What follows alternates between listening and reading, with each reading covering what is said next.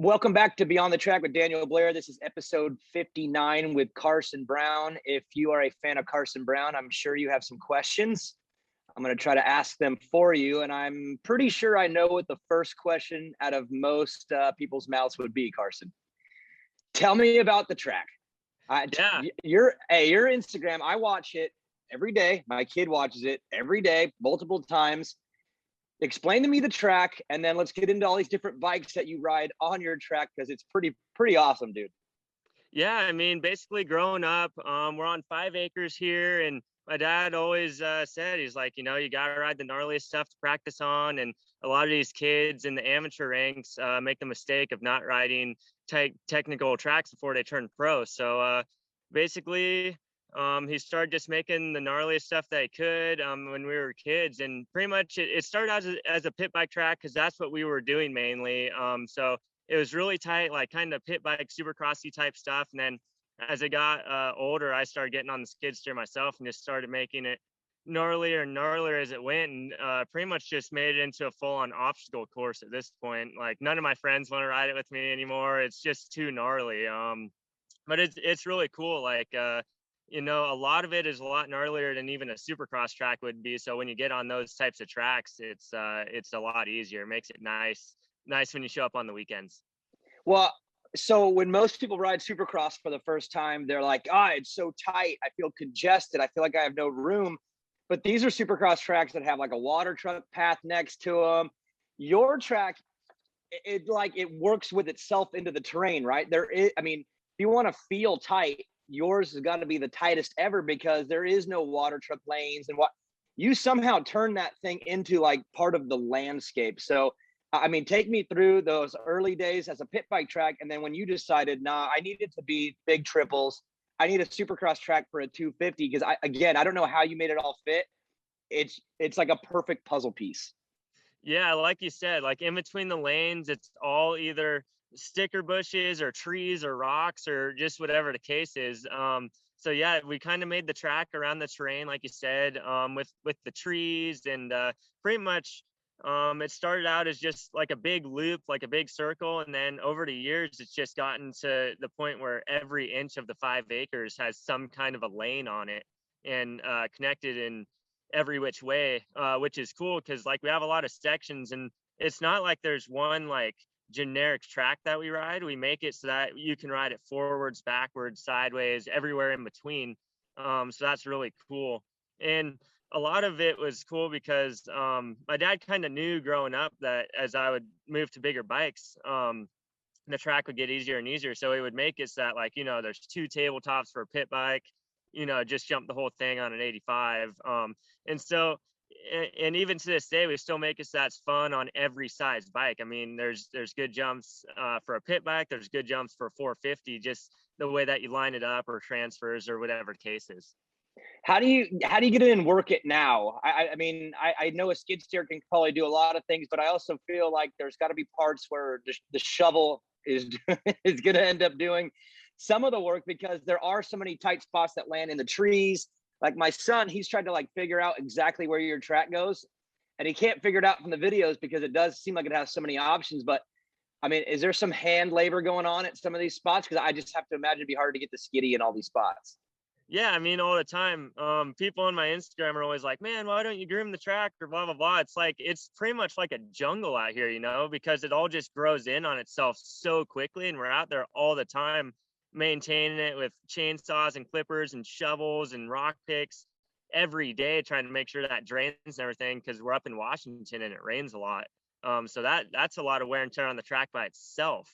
So yeah, basically to get in between any of the sections, you got to be on a rubber track skid steer, which we rent a couple times a year. So we do all of our main track work a couple times a year. We've got a little skid steer here that's got wheels that we can kind of maintain a few things with, but most of the time it's just stuck on the track somewhere that you can see in the videos. Like right now, it's just stuck in between a lane, and we have to try and pull it out, So I got more questions on the track and the bikes that you ride, because the RM85 has got me intrigued because my son rides one, and I just want to know where you got the idea for that. But I want to put that aside for a while. Let's come back to it. I do want to focus on you as a rider and your career. Start in the beginning. You said you're on the pit bikes. I know the family relation and what you guys have done in that pit bike world. Just kind of take me through those early years with the family, the business, your riding, and then just we'll go from there. But take me to the beginning. Yeah, basically, my dad and his two brothers started up BBR Motorsports back in the late 90s. And, well, basically, it started out when they were kids as a bicycle shop, and then it kind of evolved into doing dirt bikes in the late 90s and doing aluminum frame stuff and all that. And then it eventually just went into pit bikes because there was such a good market for it. And so I kind of was around it growing up, and my dad really didn't want me racing because he got to see, you know, so much of it. He didn't want to have to go through that. And I'd seen all the pro guys coming here because he would have them over to test the pit bikes and all that. And I wanted to be one of them so bad. I'd try and jump in behind them and learn from them as much as I could, as often as I could. So it was really cool getting to see that growing up. And eventually I just kind of mistakenly got fast. And he was trying to push me more towards the testing sides of things. He really wanted me to be, you know, a company tester for the manufacturers or whatever the case is. And I didn't even really ride a two-stroke until kind of a lot later than all these other kids. I traded a bike for my buddy's KX65, and I rode it a little bit, but I really struggled with it. I liked my KLX 110 more and was a lot better on it. And then I got a KX85 and kind of started racing locally a little bit, and that was good. And then we decided to try and do Loretta's one year, and that went really well. I mean, I think we went 10th the first year, and I hadn't really been racing at all. And he was like, okay, we'll try this a little bit, you know? So his intent was to keep you out of it, but then he brings a bunch of pros around, which is like bait for a young kid. Then you get into it, and then you do good at Loretta's your first year, and your dad's got to be like, well, dang it. Yeah. I messed up. Yeah. It was fun though, you know. I mean, he enjoys all aspects of it. So it was kind of cool. I think he enjoyed it a lot more than he said he was going to. And then you're Pacific Northwest. So when you started racing locally, I mean, are we talking Washougal? I have to imagine Thursday Night Motocross got in there at different times. Like, just kind of take me through that area and what that scene was like, because I'm learning that even right now in Northern California, there's like a racing scene, and some fast kids come out of it. They go to Loretta's and they all get together when they're there. They all do well. I mean, what was your local scene like when you were first starting to get into it? And then again, finding success, becoming a top 10 Loretta guy. Yeah, basically what kind of got me into the racing side of things was there was mini moto, which they used to do at Las Vegas at the Orleans Casino. And I raced the 110 there a little bit, and I really liked the indoor type things. And being up here in the Pacific Northwest, it's really nasty during the winters. And so there's a few arena cross series that go. So we started doing that, and, you know, just a great group of people. And I really started to enjoy it. And I only liked doing the indoor stuff for a while. I didn't like fast tracks. The first few times I rode them, I was like, whoa, this isn't for me, you know? But it was kind of cool getting kind of doing the opposite of what most kids do, because most kids only do outdoor tracks. So it was cool. And I met a lot of good buddies who are still riding, that really pulled me along getting it into it, you know? And it was nice because there was a lot of fast kids growing up here at the same time, like Austin Black and Levi Kitchen, and Darian Sinai. All those guys I was able to kind of ride along with and see how the process worked, and we all kind of pushed each other growing up. It's funny how that happens, huh? You see like someone that finds success, and then you dig a little bit and you find out that there's some fast people at home that they all elevate each other. I mean, right now, the Bakersfield guys, the Styles Robertson, Jet Reynolds, Ryder D, like that story is these kids all come up, they're near the same age. You know, the families all help each other, and the next thing you know, they're all great. You go back, and now you're starting to name the names that are coming in now. At that time, though, are you thinking like, hey, me and these crew, like, we're going to all come up and, like, you know, make something of ourselves? Or is it still kind of juvenile where it's like you guys are just shredders, just kids? The dads are probably more involved than the kids. Like, when did it start becoming, hey, I think I could go from being a pretty good amateur, good local rider to, I mean, I could be a top 10 Supercross guy. Like, when did that kind of transition hit, I'd say, with you mentally? When I was about 13, 14 years old, it's kind of, I was like, dirt bikes are my thing. I didn't really like anything else. And we were racing, and I was like, this is my group of people. This is what I'm passionate about. I really want to start training and getting into it. I didn't know really how to do it. So I was just pretty much looking at the people around me and, just asking around on, how am I going to do this? And everybody's like, figure eights, and it's all about the corners and all that. So I would just practice figure eights for hours. And I was like, this, I think I can, if I can practice hard enough at this, hard work will outdo talent at any point. So I'm like, I really want to start getting into this. And I ended up being able to do Red Bull straight rhythm that one year. I think it was 2018 or 19 on a 125. And I knew I wanted to do Supercross that year after that, but we ended up winning that. And I was like, this could actually be something. Like I really want to be able to do Supercross at a high level. Are you thinking like, dude, I did all these corner drills all the time, and then my first breakout ride is on a track with no corners? Like, yeah, exactly. I was like, what? I had no idea what to expect, because I'm like, corners are my thing, and this is all rhythms, Yeah. So it worked out. Now, take me through like that first year of Supercross, because I do want to get into 2020. I had already known who you are at this point, but 2020 I felt was a breakout ride where you went from being someone that, to me, visually had talent to putting it in the results column. That's, to me, when you really I was like watching you. I think it was San Diego 2020. I think that might have been the race. And I'm like, man, this guy went from good to really good this year. But how was that first year? I mean, what was it like turning pro, racing Supercross? Again, you got the history because you got the tight track in the backyard, but this is the big stage, right? This is completely different. Take me through that first year. Yeah, that first year was tough. I mean, just like any amateur moving up, I think you put a lot of expectation on yourself, and it can be tough showing up and just the reality of it. I had broken my wrist just a couple weeks before, and I didn't know it. I'd broken my scaphoid, like super common, and I was struggling with it because they weren't seeing it on the x-rays or anything. So that was just a lot of wear and tear, and I wasn't able to practice like I wanted. And I ended up having to get that fixed mid-season. So I only got to do a few races that first year. And I was like, man, I wasn't able to show what I wanted. So luckily that next year I was able to kind of put it together a little bit and get some top tens and start getting the flow, get the testing that we needed, all that kind of thing. Because as you know, setting up the bike and just being smart enough to not just wad it is a lot of it. Well, and if you look at every rider is different, right? You see a lot of guys come in and the speed is there, but the skill maybe isn't with the speed because they're like one of these guys, right?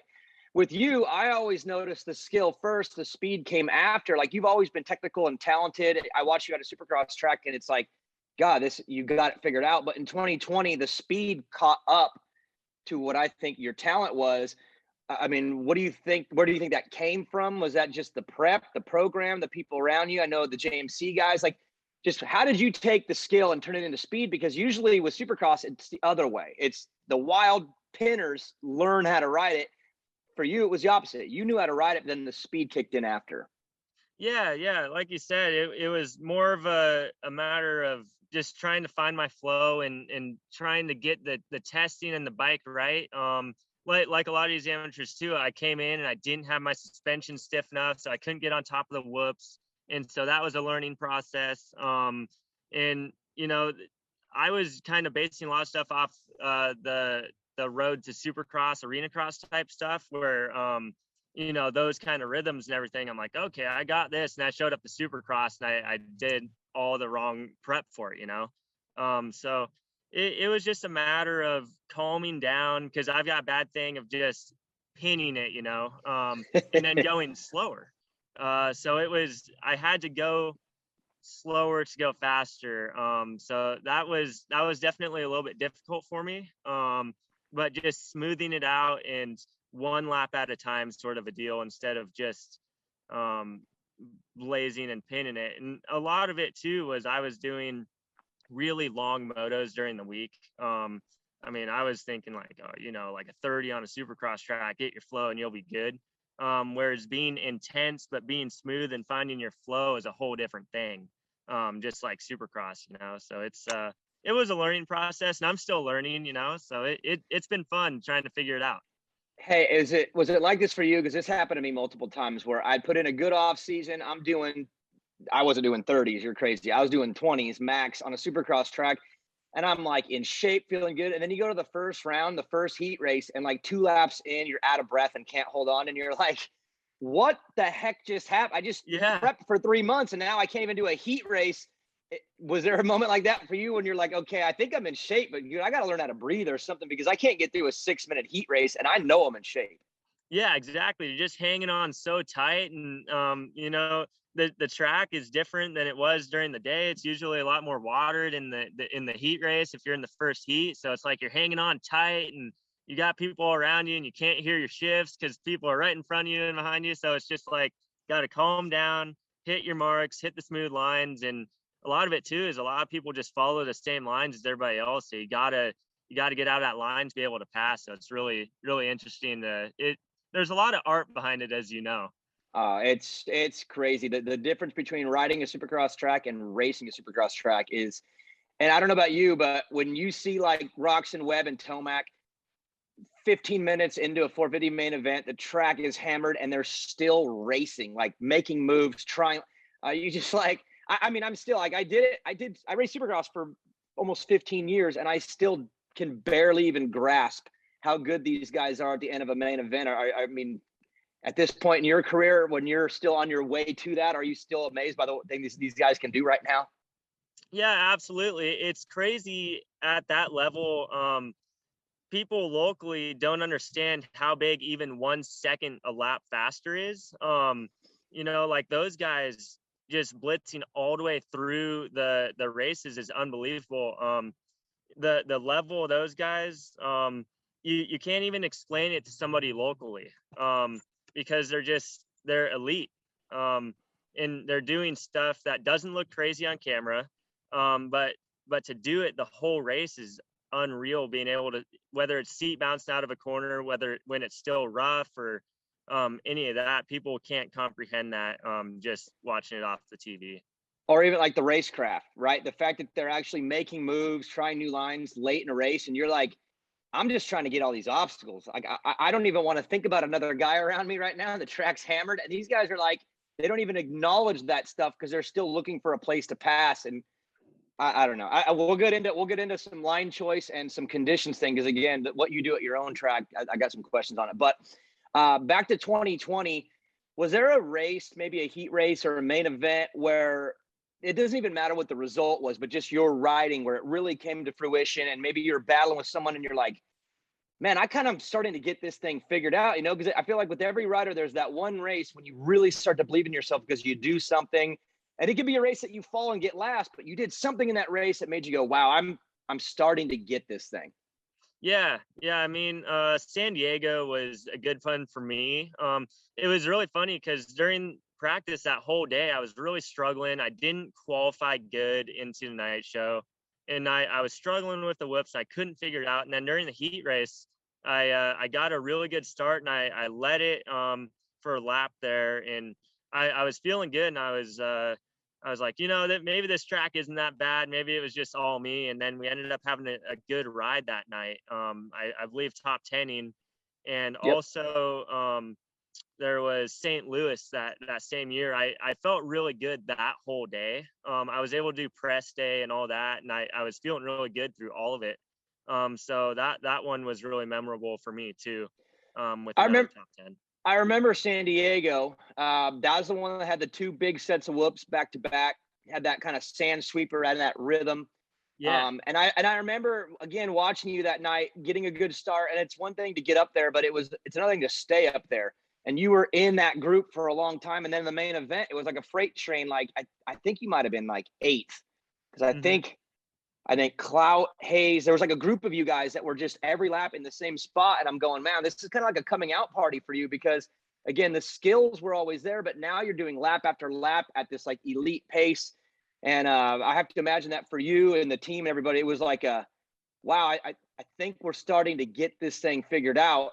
Was that what it was it like that for you too, where it was like at the end of the main, you went, man, I did this. I did it for a long time on a track that I was having a hard time with. I feel like those are kind of big moments in your career when you just the belief grows because you did something on track that made you go, yeah, I got this. Yeah, like you said, it's a lot of the belief and being able to learn from the guys up front too. I was able to get a lot of lines during the heat race that those guys were doing, and even moving over a few inches in a spot or one line in the whoops is make or break. So it was really cool, and that night was memorable too because I didn't feel like I was pushing during the main. When you get in a good flow, you're not going to get arm pumped, you're not going to get tired. And when your bike setup is just right, it's a good feeling, and you're like, I could do this at all the rounds. I just got to get it in the right mindset. Yeah, and then of course you're always trying to build off that, but with this sport comes hurdles. Let's talk 2021 because I mean I was personally pretty pumped to see how you would do the following year. Just take me through 21 and everything that happened because I have to imagine that you're prepping for a rebuild. But what happened in 21? Yeah, this year I was pretty much just I was prepping really good. I was in a lot better shape coming into it this year. The bike setup was a lot better. And I had some high expectations and I was feeling really good. I'd gotten my whoops down a lot better, and my form a lot better. I'd gained some more weight, so I was able to control the bike a bit more. And I felt really good going into Florida, and we qualified pretty good, 10th, which usually I'm a really bad qualifier into the night show. So 10th, I was like, okay, this is gonna be good. First race, just gotta get through it without getting hurt. And then I ended up tapping the back of somebody in the whoops, and I went over the bars. I was really going slow, and I put my arm out, and I just heard a snap, and I thought I broke my arm. I'm like, okay, I broke my arm.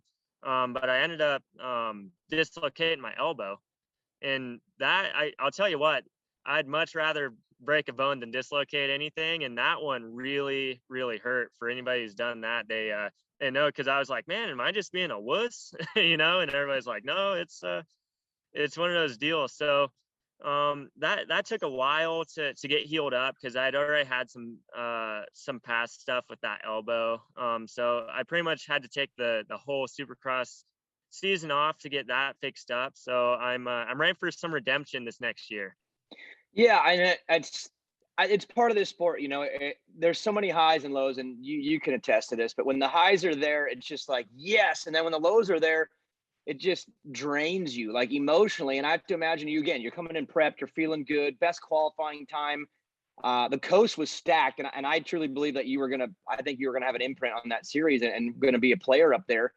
And then it all goes away that quickly. I mean, how quickly do you as a rider, because everyone's different, kind of hit that emotional rock bottom and then realize it is what it is. I'm just going to come back from this. Some riders, it takes a long time. Some others, it takes 5 minutes when they just realize it is what it is.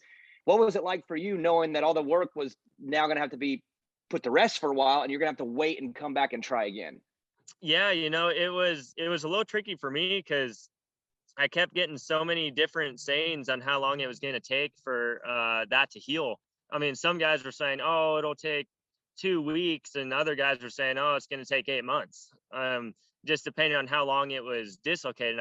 It was dislocated for about 4 hours. And they were like, it's going to take a little bit. It was feeling weak and stuff. And I was thinking about hitting the last 2 rounds, but I was like, it's not worth dislocating it again and then really being out a long time. So yeah, I pretty much just took the time and I just to pretty much relax a little bit because, the off season leading up to it can be harder than the race season itself. So it was good to kind of regroup and, kind of get a little reset and watch and learn each race and take your notes. What about where are you now? Are you good? Feel strong? Like we're ready to get started? Yeah, I'm super excited to get started. And yeah, like I said, this year is going to be some redemption. It's going to be cool. I think we're gonna hit it a little differently this year. We're gonna do it on our own and just kind of be able to hit our own program and really hit our marks. Nice. I like it. let's come back to the track, the bikes, and the Instagram. Now, I remember I've known about you for a long time, so I was probably following you, I think, before your Instagram went completely crazy. But you start putting out these videos, and the ones that really caught my eye were the muddy ones. I mean, Supercross is tough as it is, but dude, you're out in the sloppy mud on like some old, I don't even know what bike, tripling and doing crazy stuff.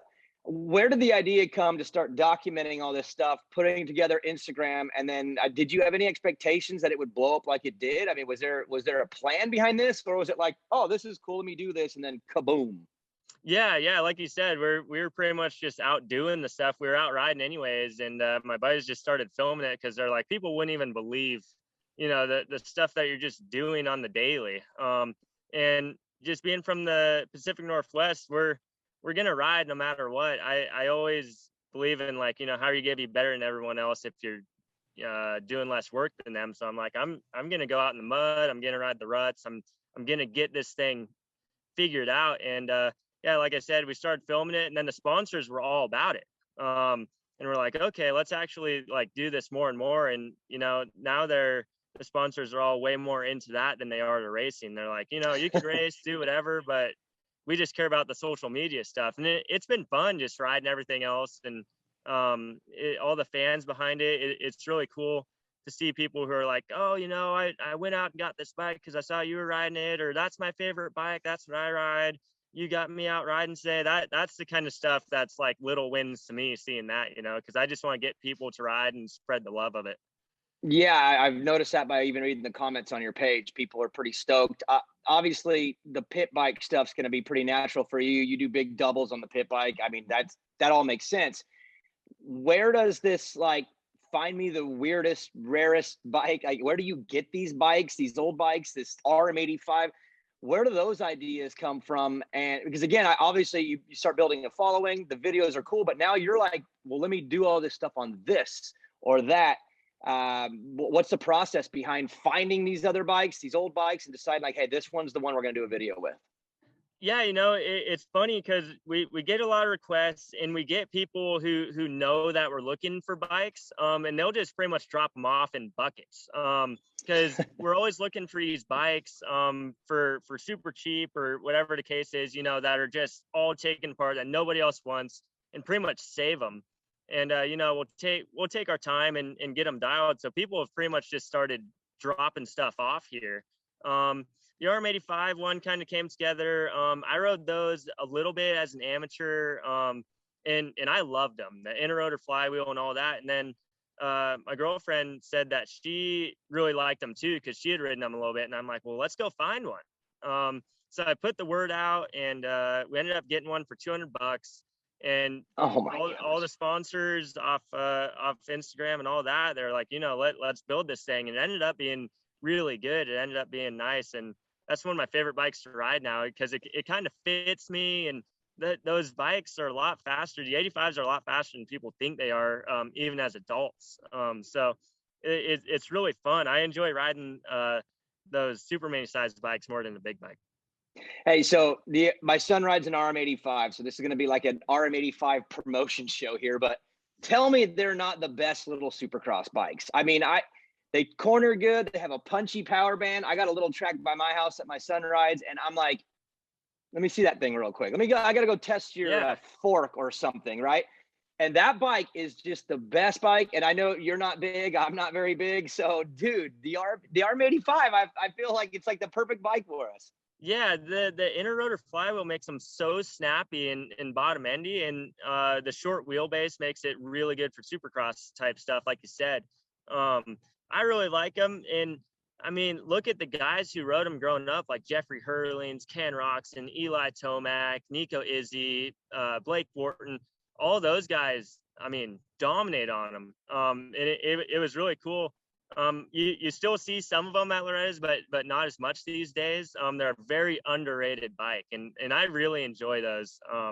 And getting that in front of people's eyes, just being like, these things are still good, no matter whatever bike we're riding. It's all about just the way you ride it. It's funny that you say that, because I have people that'll ask me the same thing. They're like, why do you have your kid on an old RM85? And it's like, do you not know history? And you already named a bunch of names, but how about Anderson spent a bunch of Yeah. time on one. Tomac was on one forever. Jeremy Martin, Ryan Dungey, Jet Lawrence. Go through the list, and so many spent time on that bike. And I don't know, I can't figure out what it is about the bike, but something about that bike teaches you things that I think will help later. And I hate to promote and also not promote the KTM Husky Gas, but dude, they're too good. Yeah. I rode one, and I'm telling you right now, like a bone stock KTM 85, and I was shocked, and I feel like they're almost too good. Like they're good for competing, but I think they might spoil these kids because they're just too dang good. Where the RM, you have to learn how to ride also. It doesn't just do it all for you. So I don't know. That's just me kind of venting, and now you're saying the exact same thing. So I'm feeling that we're seeing the same thing here. Yeah, it was funny because right when KTM came out with that really good KTM 85 in 2013, I got to try one. One of my buddies had one, and I was riding RMs at the time, and I was like, the KTM's too tall because I was really little, and the power band's weird, and it's not flexing enough. And I didn't like it at the time when I was smaller, and then once I got bigger, I rode Super Maze until I really late and I was tall. The KTM ended up being good, since all the forks were bigger and all of that. So each bike got its benefit for each rider. It's funny how they'll target one market, like the KTM targets the taller, faster kids or whatever it is. Yeah. Hey, so what bike would you say of all the bikes that you've ridden on your track? Because again, your track's sketchy. I mean, it's not sketchy to you because you can do it with your eye. Yeah, you can do it with your eyes closed. But to anyone else, it's pretty sketchy. And what would be the bike that you hopped on and you're like, okay, I'm gonna do it all, but like, I gotta do a little double take or a little extra thinking on this one when you're out on the track. Yeah, I mean anything with the carburetor, you're really gonna think about it. Any carb bike. Yeah, any 4-stroke with the carburetor. 150R is a little scary for me on these, just because you gotta have it. Yeah, really tuned and really warmed up. That's bit me once or twice here. But I know this track so well, like you said, that I could pretty much do it with my eyes closed. And each bike, is, you gotta ride it a little bit differently, which it's a good challenge. If the bike is bogging or whatever, you got to find a way around that. Right. I've ridden one of those too, and I can't believe how almost good it is. Right? Dude, they're so comfortable. The power on those little 150s is incredible, but there's a little bit of a bog on that thing, man. And I'm almost on little tabletops, like. But I can imagine one of those perfect, like I'm thinking Mumford's Trick one or whatever, probably like the most incredible Supercross bike, right? For a little, like, say 14, 15-year-old, you get one of those fine-tuned all day. Yeah. When those things are set up, they're unbelievable. They're definitely the bike. Like I still see a lot of kids ride them, and it's cool to see because supposedly they sell a lot more of those than any of the other 85s. So, you see a lot of them off-road riding or whatever the case is. So, the bike's not as bad as some people say, and it's really good for some things, but it's definitely a little tricky in between some sections, but it's fun. Every bike is awesome. I agree. Take me through where BBR is now. I mean, it seems to me, you would know way better than me, that the pit bike world, it never went away, but the hype behind it and people weren't into it. And now, dude, there are adult pit bike festivals going on all over. There's one by my house that, I mean, it's crazy turnouts, and it's like it's back. And I don't know what made it go away. I don't know what made it come back, but maybe you can educate everybody. What the heck is going on in the pit bike world now? Because, dude, it is back. Yeah, BBR is selling more stuff than ever. And the pit bike scene is growing huge. I think with the coronavirus, everybody was at home and they can ride 110s and around the neighborhood or in their backyard. And they're just super good for during quarantine when a lot of tracks were closed or whatever the case is. So pit bikes are bigger than ever. BBR is bigger than ever. And I think another thing that kind of kicked off the whole pit bike thing was when Honda came out with that fuel injected CRF 110.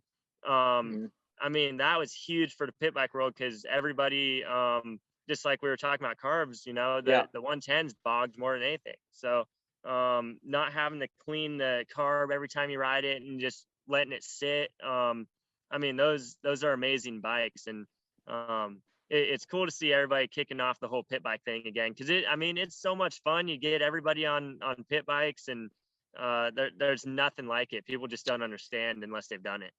Do you think it's the 110 that's done this too? Because I remember like the first wave of this, it was all about those 50s, and yeah, you guys were building bigger frames, and you guys made them bigger, but they were little. And I mean, I've had some of my worst crashes of my life on a 50. So I almost feel like the 110 was like, hey, let me give you all some more room here. We'll make a comeback, but we'll give everybody bigger wheels, more space. And for me, I don't remember the 110 being the craze. It was always the 50, the 50, the 50.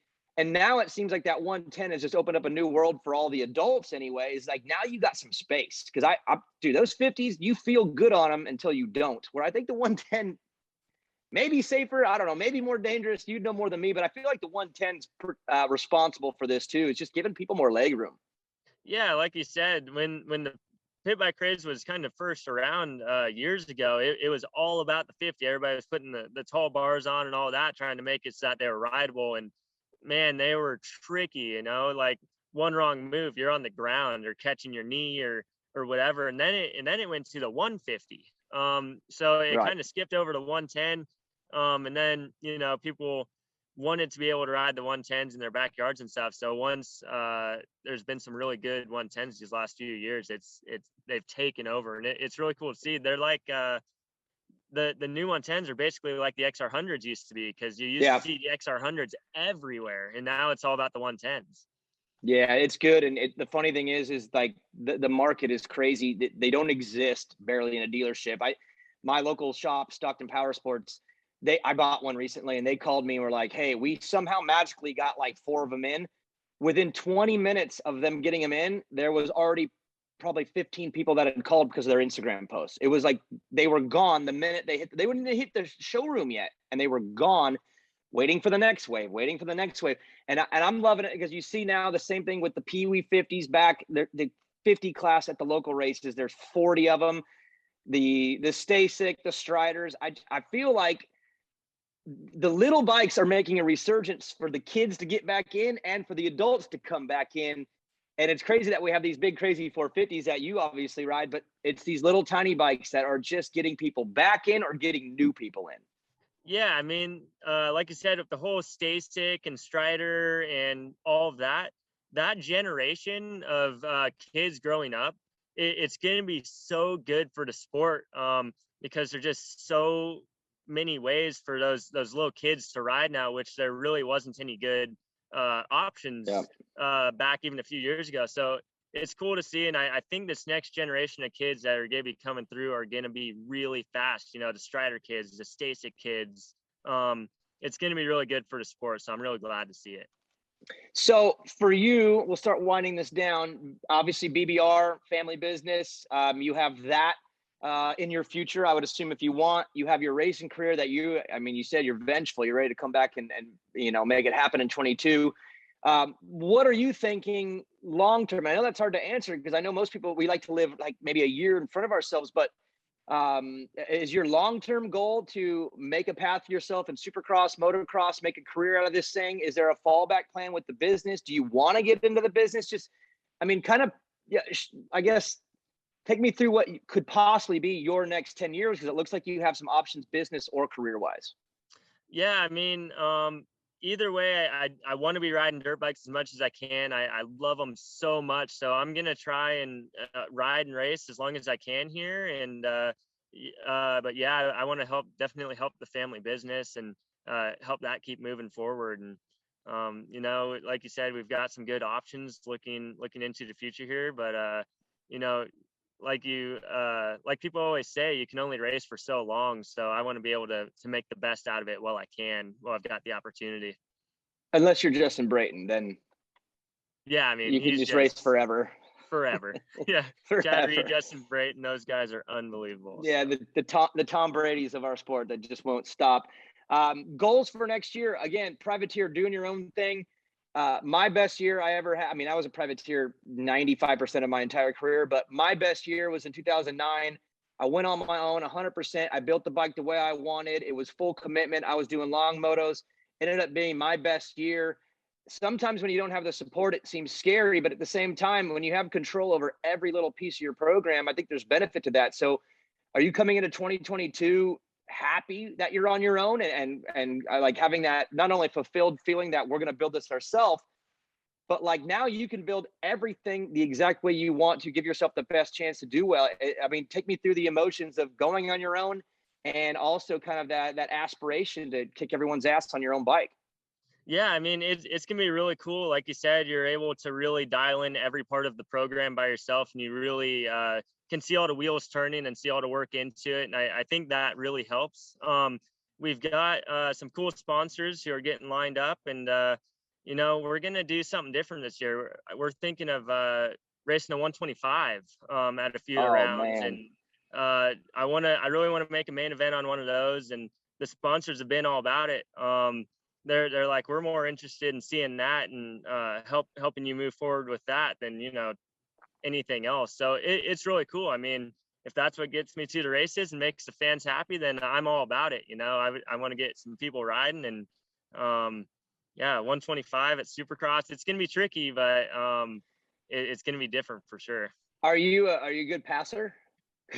Yeah, I'm gonna have to be. I mean, the starts and all of that is gonna be hard, but the saddest part is when we put a lap timer on, you know, even at a local track, I'm the 125 just really suits my style, my flowing style. I mean, Supercross give you a different story. I mean, trying to seat bounce and get through the whoops on that thing is gonna be hard, Right. but I really want to get that thing in the main, because last dude to do it was an 07, so it's gonna. Is that what it was? 07 at Seattle? On a 125, yeah. Was it in Seattle? Yeah. Who was it? I completely forgot. Who did? I mean, I'll look again. For you saying it, I remember Seattle, but I just can't remember. I'll have to look it up and see, because yeah, you got to get that done. It's funny though, like you said, you started out on a pit bike, a lot of 4-stroke stuff, and you weren't a 2-stroke guy, and here you are all grown up, and you're like, no, I'm going to be a 2-stroke guy and put a 2-stroke in the main event. That's full circle, bro. Yeah, it'll be fun. We did a 252 stroke at the Washougal National this year, and that was cool. We got a really good response. And so we're like, screw it, let's try 125 at Supercross. We'll see how it goes, but if nothing else, it's going to be pretty crazy.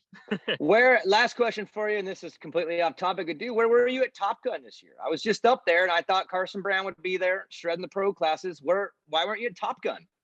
Man, I've been struggling with my shoulder injury a little bit. I actually I hurt my shoulder right before the Washougal National.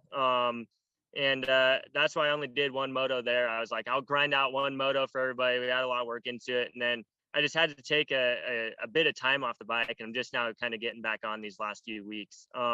But yeah, definitely missed Top Gun. That's one of my favorite races of the year. Ted always does a good job with that. So I wanted to see you up there too, because Justin Hill was racing, Benny Bloss was there, B-Ray, you know who B-Ray is. He was flying, and I was like, because I was there the year before, dude. You had a nice weekend. I mean, you had a really good weekend. So I was kind of bummed you weren't there, but all good. Hey, thanks for joining me on Beyond the Track again. I love getting a better idea of what you got going on behind the scenes, but now you got me so intrigued for next year. I didn't know this was the plan. So you breaking a little news here on the show for us. But dude, good luck in the off season. Heal up that body, and let's get a 125 in the main. Let's do it. Yeah, let's do it. It'll be some fun. Thank you for having me on. All right, I'll see you soon. All right, thanks.